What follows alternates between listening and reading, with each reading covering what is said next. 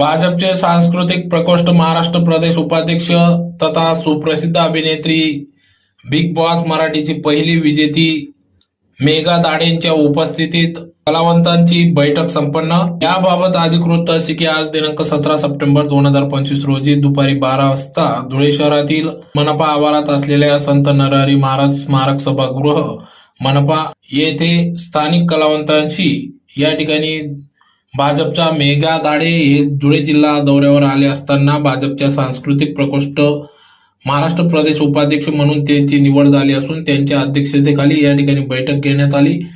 येथील कलावंतांच्या धुळे जिल्ह्यातील कलावंतांच्या समस्या अडीअडचणी संदर्भात या ठिकाणी त्यांनी समस्या जाणून घेतल्या, संवाद साधला व याबाबत शासनाकडे पाठपुरावा करून या ठिकाणी कलावंतांना न्याय कसा मिळेल यासाठी ही बैठक पार पडली।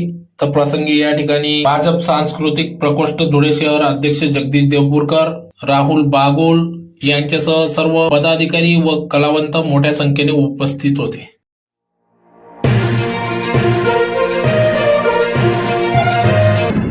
नमस्कार, मी अभिनेत्री मेघा दाडे व तसेच भारतीय जनता पार्टी सांस्कृतिक प्रकोष्ठची प्रदेश उपाध्यक्ष।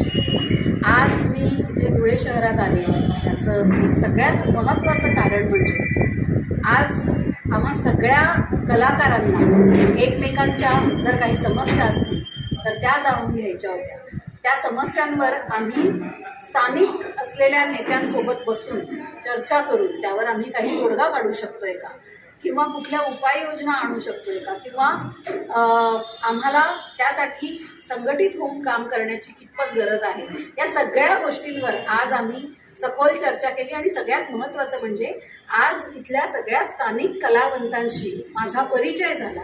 कारण भारतीय जनता पक्षात आल्यानंतर हा माझा पहिला धुळे दौरा होता, म्हणजे उत्तर महाराष्ट्र दौरा। काल आम्ही जळगावमध्ये सभा घेतल्या, आज धुळे जिल्ह्याच्या सगळ्या कलावंतांशी संवाद साधला।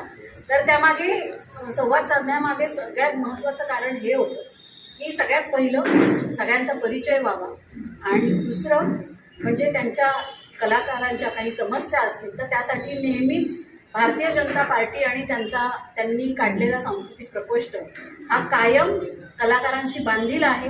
त्यांच्या समस्यांचं निराकरण करण्यासाठी आम्ही बांधील आहोत। या गोष्टीसाठी आम्ही त्यांना आश्वस्त करण्यासाठी इथं आहोत।